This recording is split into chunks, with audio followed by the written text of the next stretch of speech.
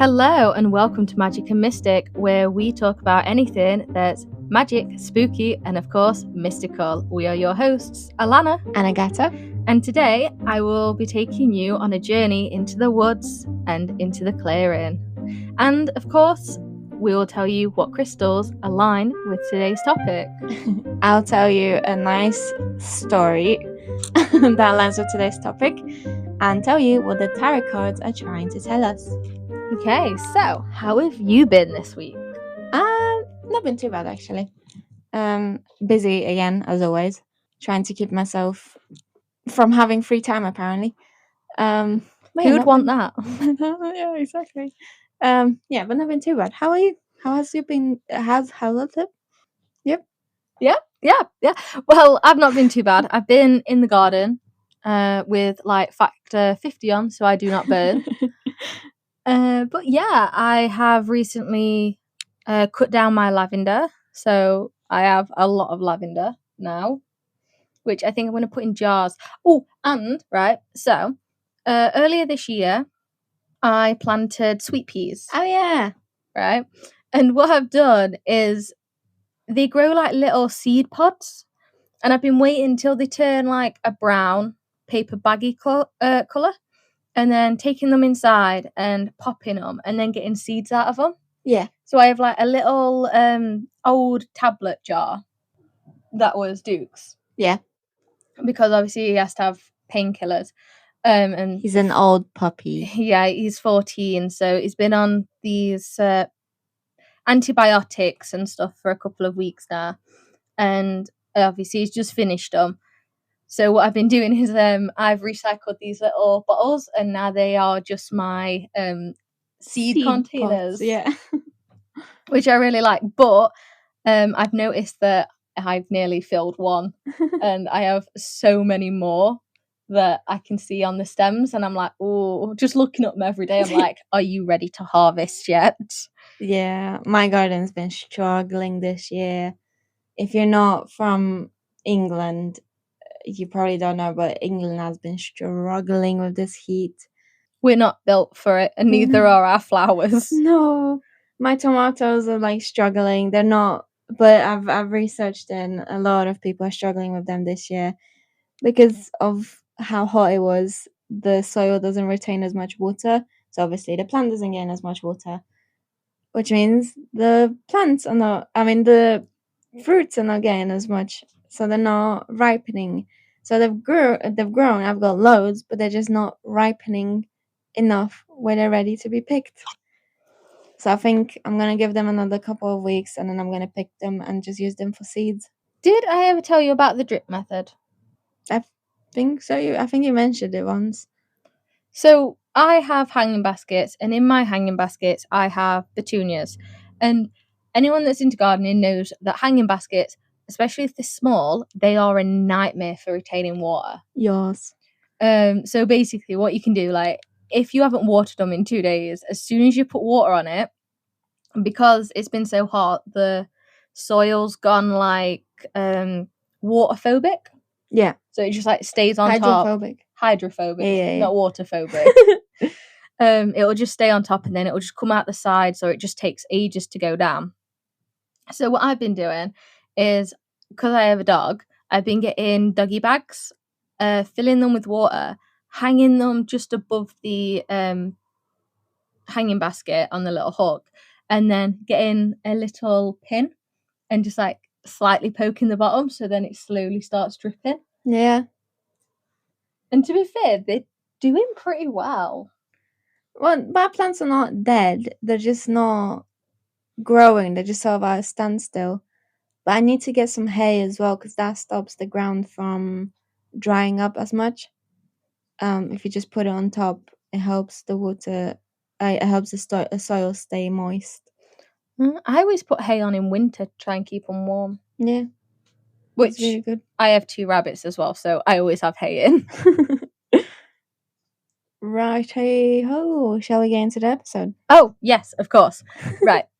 I got sidetracked with gardening because I'm obsessed with it.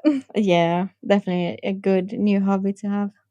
Okay, so today I wanted to do the podcast on the white deer. Oh. Okay, so Guardian of the Vale. I will admit, I do have quite a few short stories on this, so it won't be one long one. It'll be just quite a few different folklore tales that I found on them. Yeah, I'm pretty much the same. So this episode is just gonna be a few stories, I think, from us. But hopefully, it still turns out amazing. Okay, so there is a place even now where the world feels thinner, where the air holds its breath, where the trees stand just a little too still, where something ancient lingers just beyond sight. And if you are quiet, very still, you might see it. Not a shadow, not a trick of the light, but a creature. White as frost, silent as snow, watching you from between the trees. In the folklore of Britain and Scottish Highlands, there is a white deer. It's not simply an animal, it's not prey, it's not by chance. It is a threshold, a living boundary between this world and the other world. A place known in old Welsh tales as Annwn. Ew. In the Highlands, as a hidden realm of the Slith. I'm going to apologise if I am butchering these names. To see one is not luck, it is an invitation or even a warning. Ooh. So, the hunt that is not a hunt. The story often begins in the same way. A hunter, sometimes a king, sometimes a wanderer, moves through the forest as he always has. The ground is familiar beneath his boots. The wind carries nothing unusual until he sees it. A white hart. Still perfect. Unnaturally beautiful. Its coat catches the light in a way no living creature should. Not reflecting it, but holding it. And then it turns and runs. Something in the hunter shifts.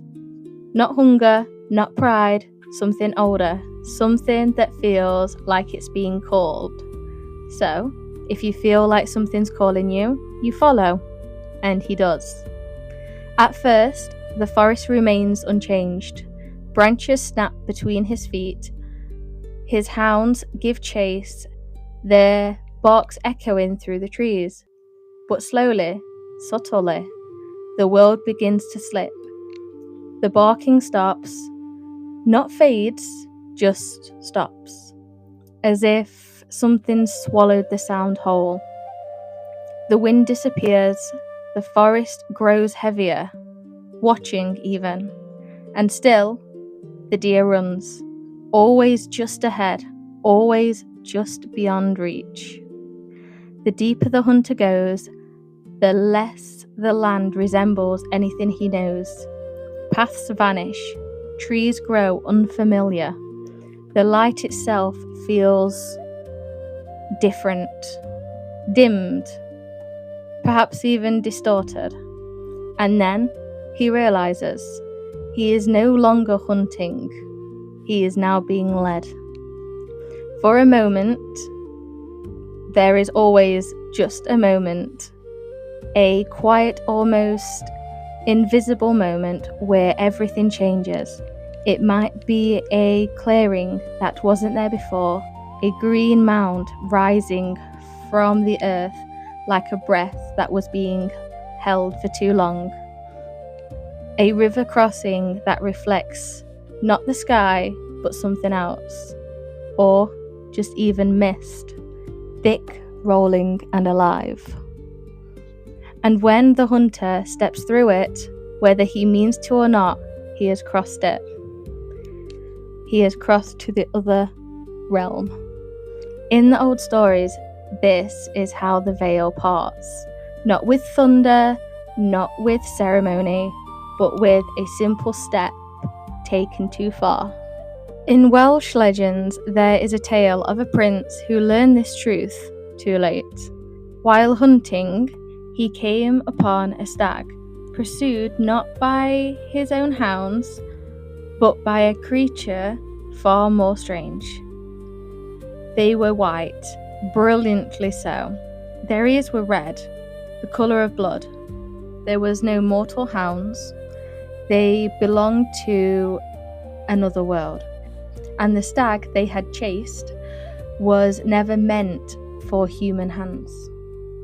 The prince, not understanding, drove them off and claimed the kill as his own. And in doing so, he crossed the line far older than kings.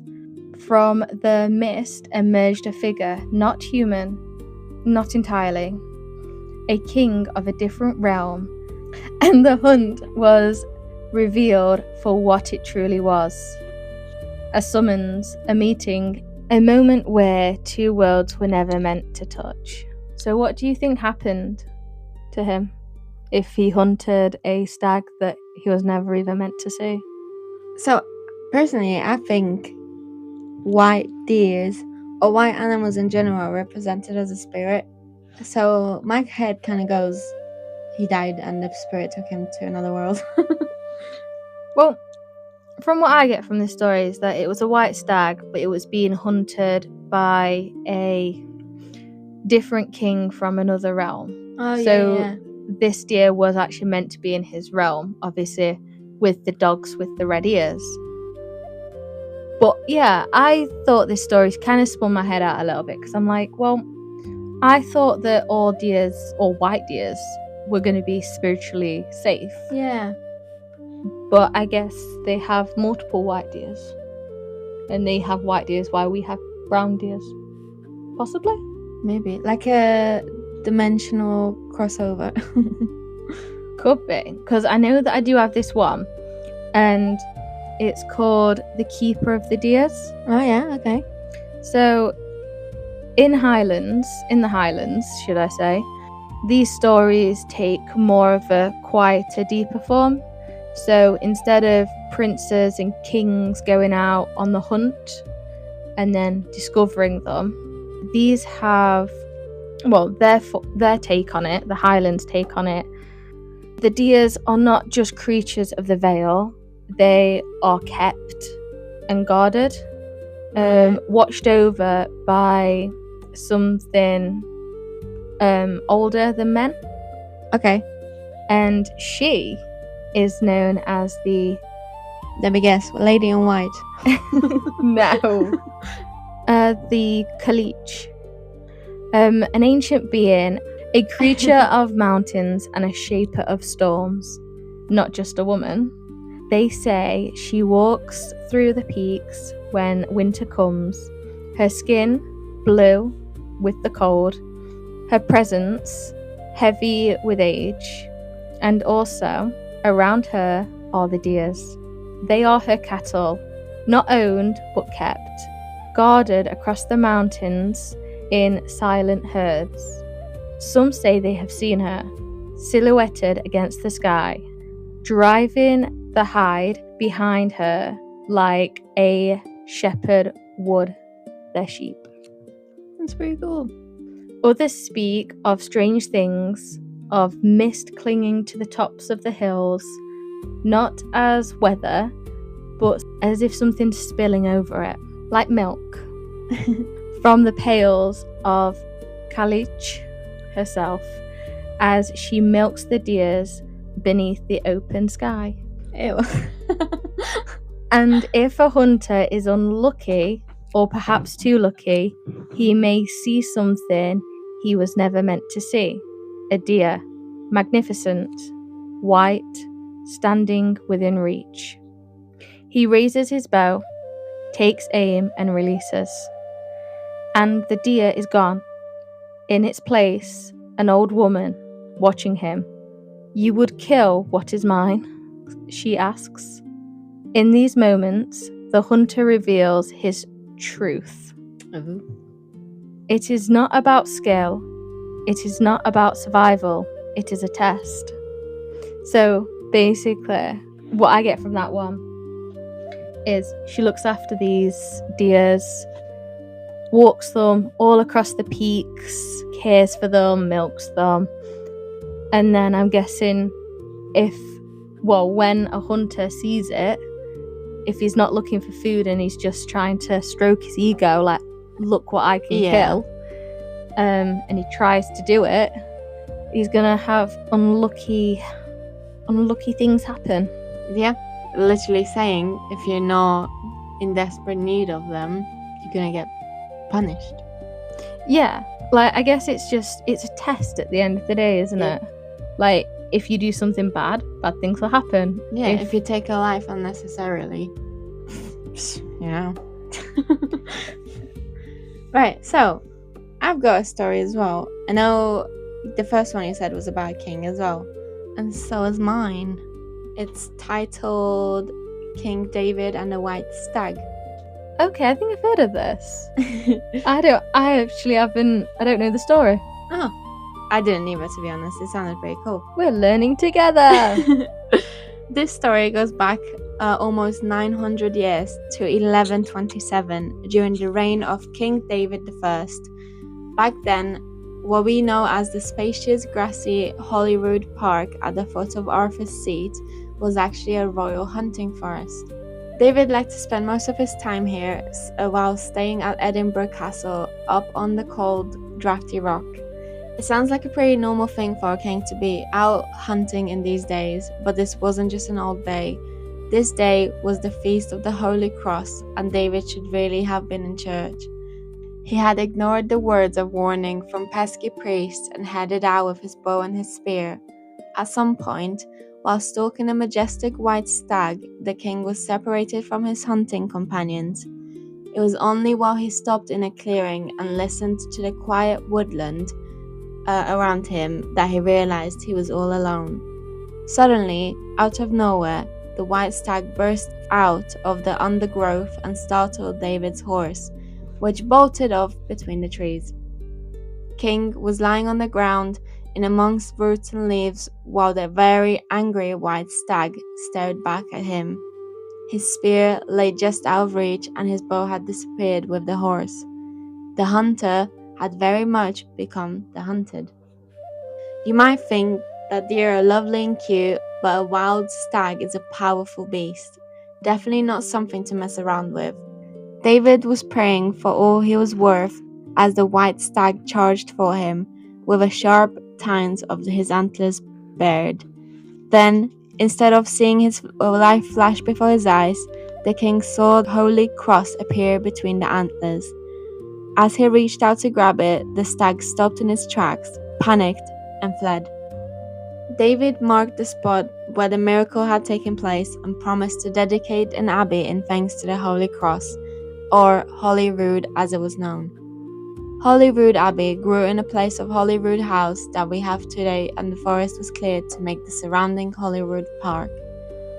David was already known as a fairly pious man, but after the founding of Holyrood, it's like he went into override, founding or improving abbeys at Jedburgh, Newbattle, Melrose, and the list goes on.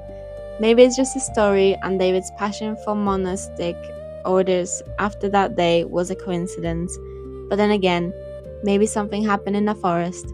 Something changed the Kings of Scots for the rest of his life.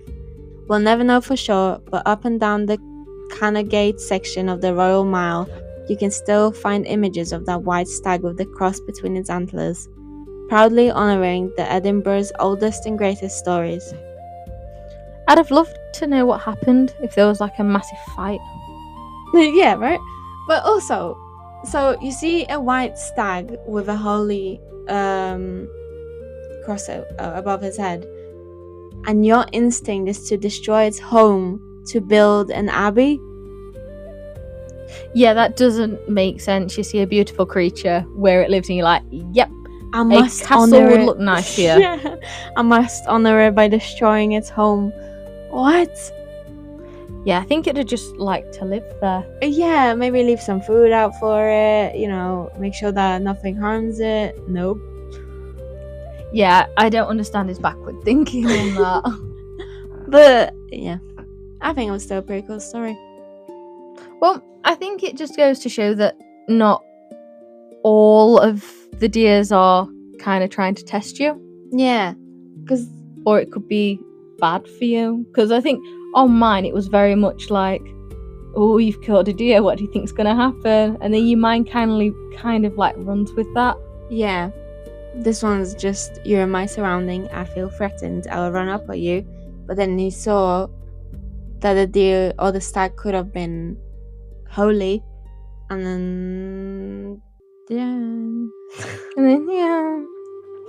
I don't know where I was going with that. Anyway, that's what I have. I do have other stories as well, but Igata's words are not wording today. they're really not. And it took me so long to read that little story. I don't even know how I'm gonna read the rest. So I have one, and it's a gentle path. Okay.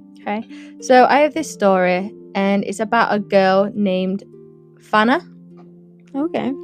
She got lost in a storm so fierce the mountains themselves seemed to vanish. Snow blinded her, cold consumed her, and in her fear, she remembered an old tale. Okay. The tale was of a mother deer, a spirit of the wild places, a queen who walked between forms.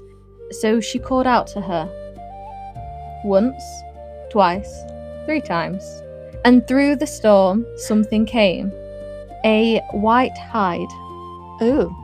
So, I don't know what it is, but when someone calls a deer a hide, it takes me a minute to remember what a hide is. Yeah, I was like, yeah, so why hide?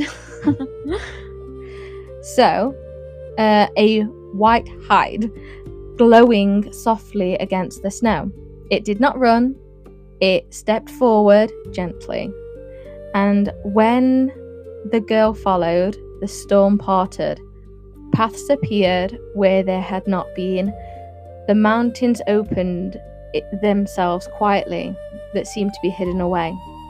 So the deer led her to shelter, and by the morning, it was gone, leaving behind only silence and the certainty that she had not been alone all night.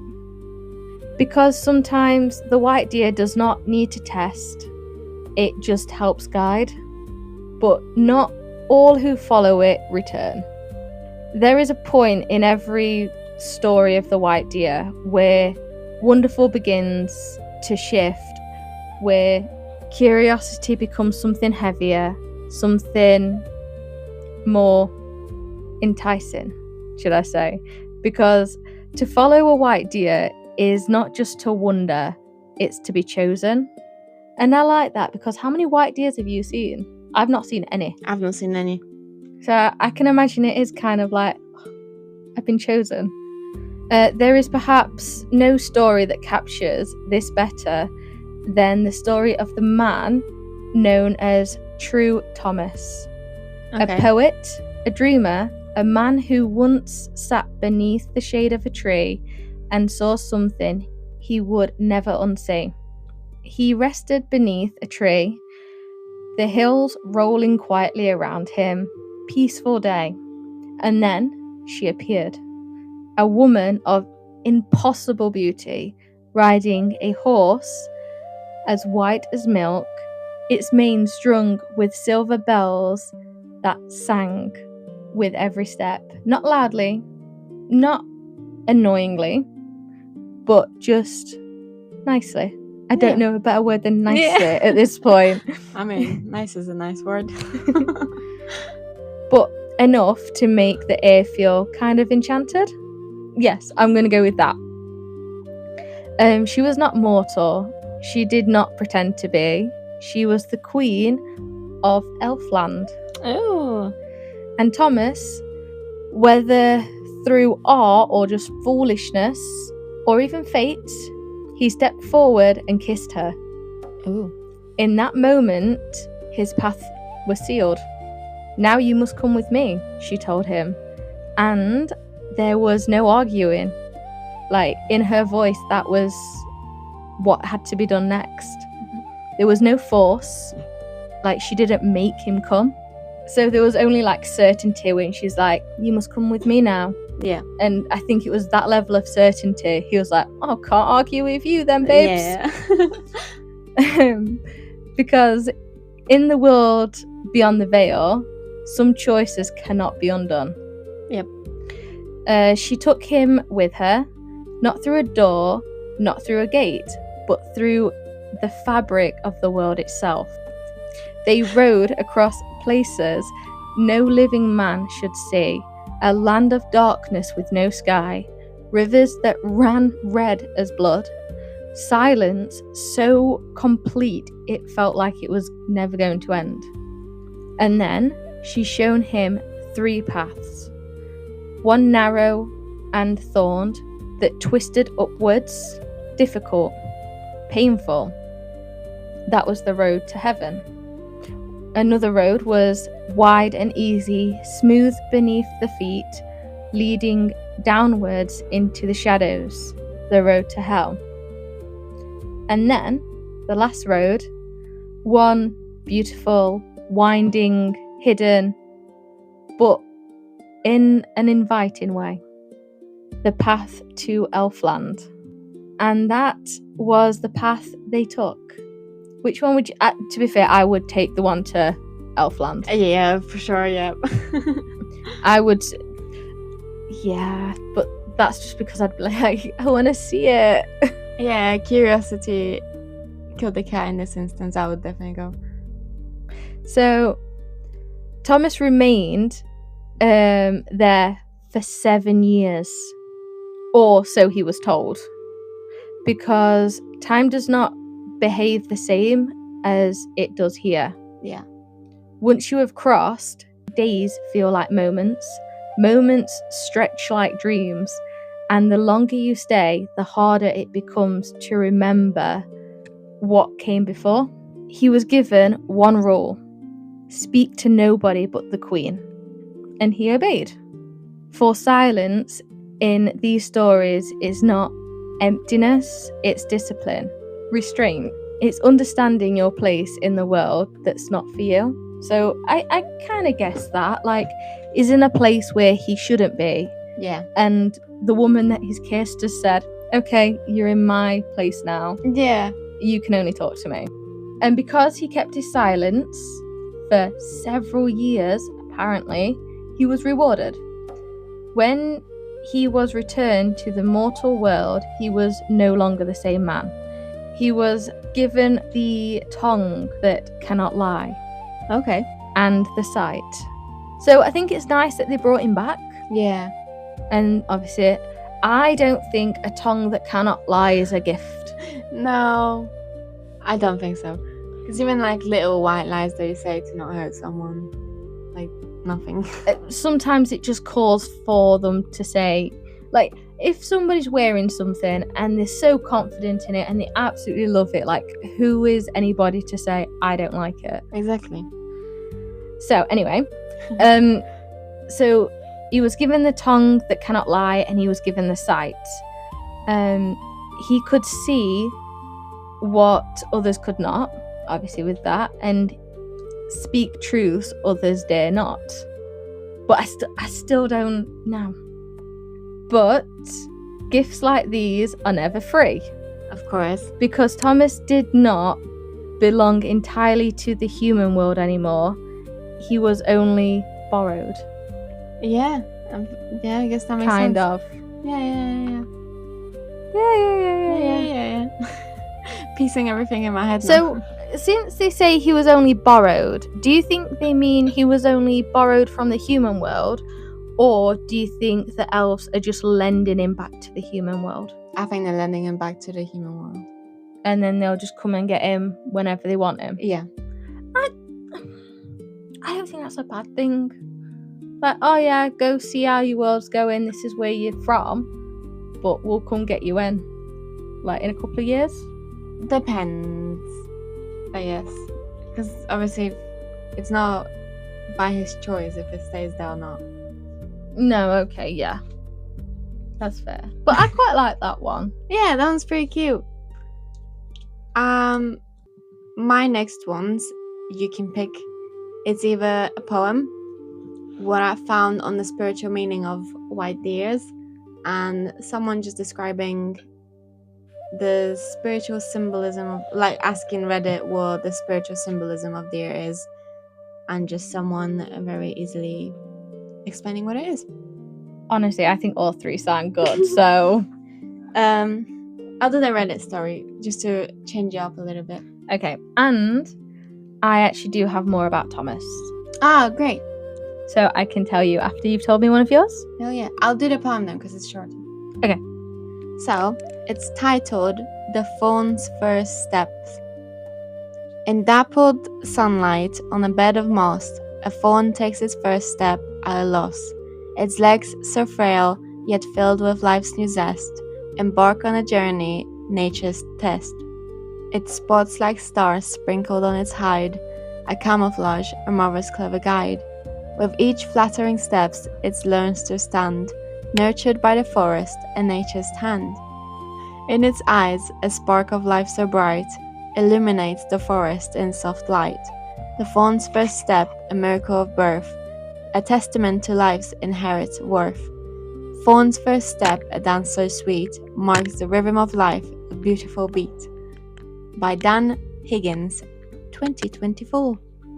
I actually really like that. I thought it was really cute. Especially like the star on the hide.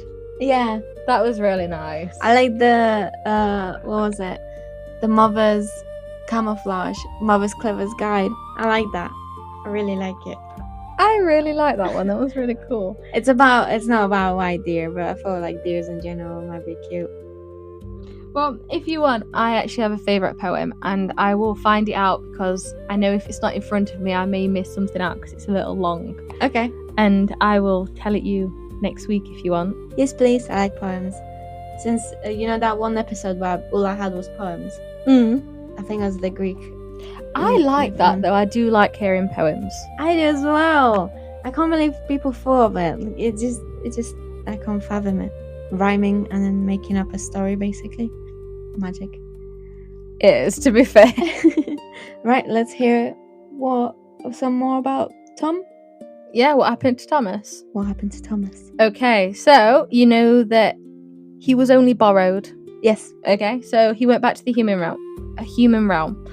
Years passed, life resumed, and he grew back accustomed to it.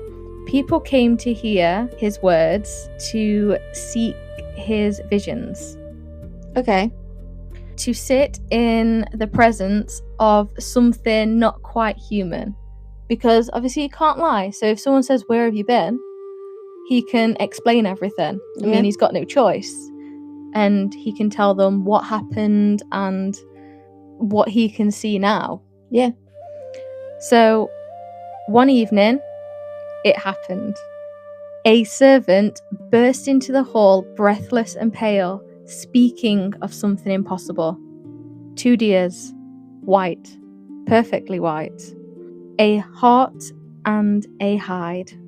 Walking calmly through the village, not running, just walking quietly with purpose, as if they knew exactly where they was going. And Thomas did not question him about it. Yeah. He just stood up and silently but slowly walked away, because he understood. There was no chance, no omen, no conditions. He was being summoned. Yeah, it was his time to go. Yeah, the Queen was calling him home. He followed them without explanation, without a farewell to anybody in the village.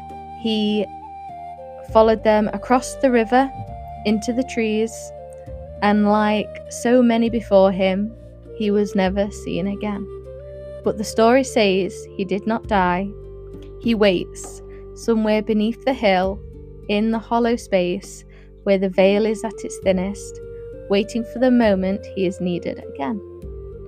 And if that is true, then the white deer did not lead him to an ending, but a return. Oh yeah, that's a cool way of saying it. So I like that. So the queen's basically come and got him with the deers, like sent the deers, and then I don't think he's hiding under a hill. I think he has actually gone back to the elf I think land. so. Yeah. Because I don't think she would have sent for him just for him to go in hiding. Yeah. I feel like she would have just sent them to bring him back. Yeah, because she seems like she likes him. So I don't think she'll be like, yeah, you go hide now. That, and he was never seen again, so yeah, he could quite possibly be there.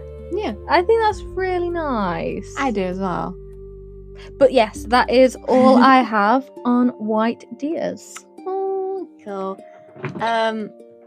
I think I will just say what I found on the spiritual meaning of white deer.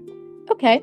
Go back into spirit animals and that sort of witchy side of it, I guess. I like that. So, with its graceful antlers and gentle gaze, the deer symbolizes calm inner peace and a return to nature. Deer are amongst the most beloved and revered of spirit animals for their gentleness, gratefulness, and composure. When we see a deer in our lives, it is often a sign to reflect on these qualities. So, the symbolism being sensitive and intuitive, innocence and purity, and gentle, peaceful nature. So, the shadow meaning of or behind the deer is timidity. So, this is some of the things that you need to be careful if your spirit animal is the deer, pretty much. Okay. So, you need to be careful of being innocent to the point of naivety. I get that, yeah. Obviously, people can take advantage of that. Being oversensitive and emotionally fragile. And you might be lacking assertiveness. So, how do you know your spirit animal? Is it just the animal that you feel the most connected to? Or do you think you get assigned one, kind of like Brother Bear? I love Brother Bear. That's my favorite Disney movie. I think it depends. With some people, they think that they are assigned an animal because of how often they see it or how they resonate with it. Some people just choose, I think. I know, but I feel like the problem with some people choosing is a lot of people go for the biggest, scariest animal. Like, if you ask a lot of people, they'll be like, oh, I'm a jaguar. Oh, I'm a lion. Just because they think it's the biggest, scariest creature. Yeah. And not everyone can be a lion. Not everyone can be a jaguar. But I love it when, like, you say you're talking to someone about this and they go, oh, I'm a rabbit. Yeah. Oh, I'm a bird. And I just love it because I'm like, well, I like that answer because you must obviously resonate with that animal and you're not just doing it because you think you're the biggest, scariest person in the room. So, I've looked into it. Have you? Quick Google search. It just means that you notice the animals a lot, and it's not just in real life. They can come up in your dreams when you're emotional, I guess. You can resonate with the animal. You can see it in your real life a lot as well. And which animals do you feel a strong pull to? So, I think I said it before. For me, I'll say it's a cat. It's just gonna be a cat. You defo give off cat vibes. I feel like I'm a ginger cat. A ginger cat. Maybe a tuxedo. Yeah, a bit cuckoo, but also a bit lazy. What does yours say then? What, you want to know what my? Okay, let's look into it. Okay, so I had a quick search. The cat spirit animal symbolizes independence, intuition, mystery, and self-reliance, guiding you to trust your instincts and embrace personal freedom. So I don't think the cat is my spirit animal. No matter how much you want it to be. Yeah, I am. I don't know, you are quite independent. I am. I guess I am. I don't know. I don't think I'm mysterious. And I don't fully trust my instincts, so yeah, I don't know. I don't think I'm a cat. I mean, to be fair, I feel like you trust your instincts more than me. Yeah. Have you seen how many times I've double checked the door? Like, I'm not even kidding. So if I lock the door and she's there, I have to make her check it, make sure I've locked it. Right, I think mine's just paranoia though. Yeah. I guess a little bit of the deer. I'm a bit naive in some aspects. No, but to be fair, your spirit animal, I'd say, is forever. I think so, yeah. So to be fair, you could just be a kitten. Bikini. You've just not grown into a cat yet, so you're still a kitten. So, You've gone with mine. yes. So, Alana has always been obsessed with foxes. I absolutely adore them. And I want to know what their traits are. So, the traits are intelligence, adaptability, intuition, and the ability to navigate life's changes with cleverness and subtly. Okay. Okay. I feel like it does kind of fit. I am pretty good at if something bad comes up. Yeah. Like, I've noticed if it's like small everyday issues, I kind of get a bit stressed about it. Mm-hmm. But you know, if it's like a massive issue, I'm like, right, okay, we need to do this, and this now. But if it's like I've run out of Coca-Cola, I'm like, it's the end of the world. I mean, intelligence as well. I think that fits you perfectly. I'm good at bluffing intelligence. That goes with adaptability. Just sneaky. Yeah, I think it fits very well. Okay, do you want to do the crystal and the tarot cards now? Hell yeah. I'm pretty happy with my crystal, to be honest. What is it? Cat eye? No. It's moss agate. Okay. Can you guess why I like it? It's got moss in it? It's the agate is basically spelled the exact same as my name, just with an E at the end. Yeah. So, moss agate is believed to have stabilizing and grounding energy, supporting emotional balance, patience, and personal growth. It is associated with new beginnings, nurturing slow transitions such as career changes, healing, and creative projects. So, I think that fits perfectly with a white or a deer spiritual animal in general. Yeah, I like that. Yeah, moss agate. I also love how they look. I'll show you what they look like. It's probably one of my favorite looking crystals.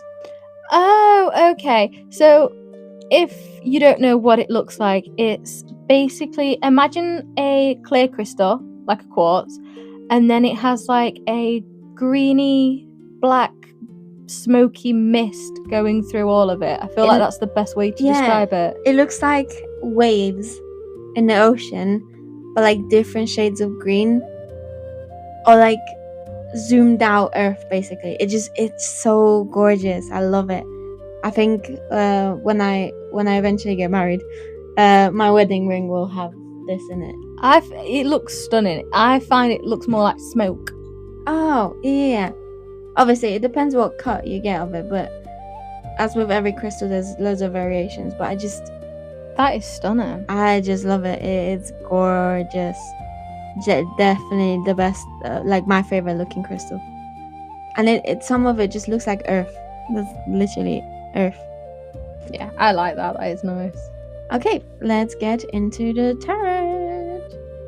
So what does the tarot card say today? So the tarot that we picked are Ace of Swords, Seven of Pentacles, and Three of Wands. Okay. So together these three cards represent a complete flawless cycle of manifestation, moving from a single breakthrough through into a period of steady growth, resulting in successful expansion. Exciting. So we're having good cards these past couple of weeks. Surprisingly, the cards are feeling good today.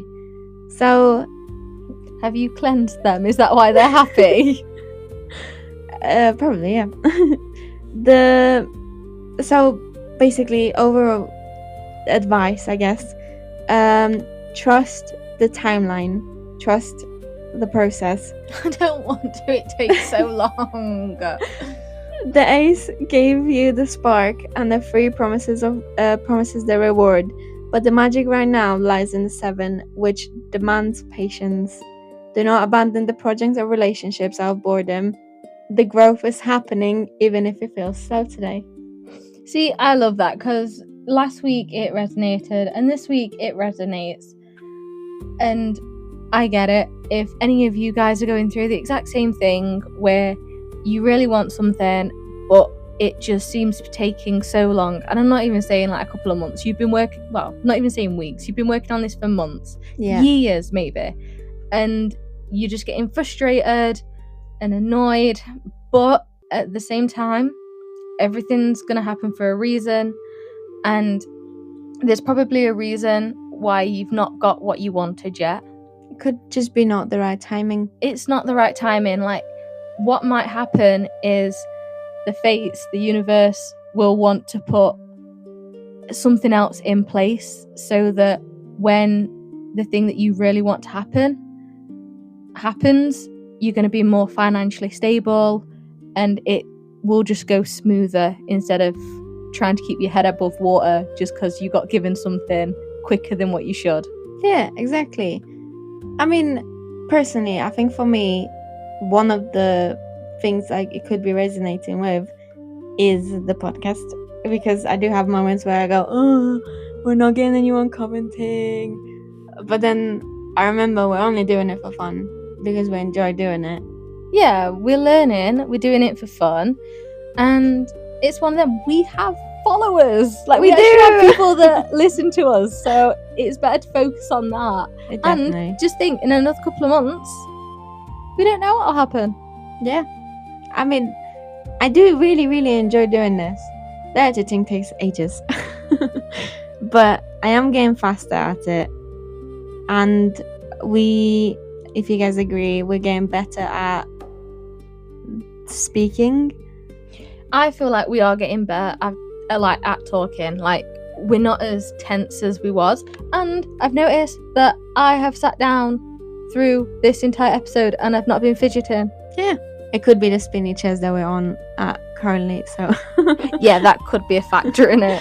Noted for the next podcast room, have spinny chairs.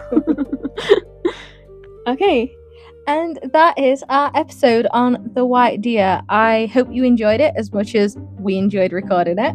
Yeah, thank you so much for listening. Again, remember to rate us, comment if you liked it or what you would like to see next. I'd love that.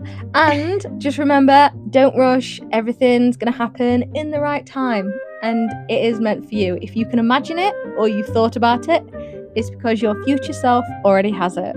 Yeah, that's a nice way of saying it.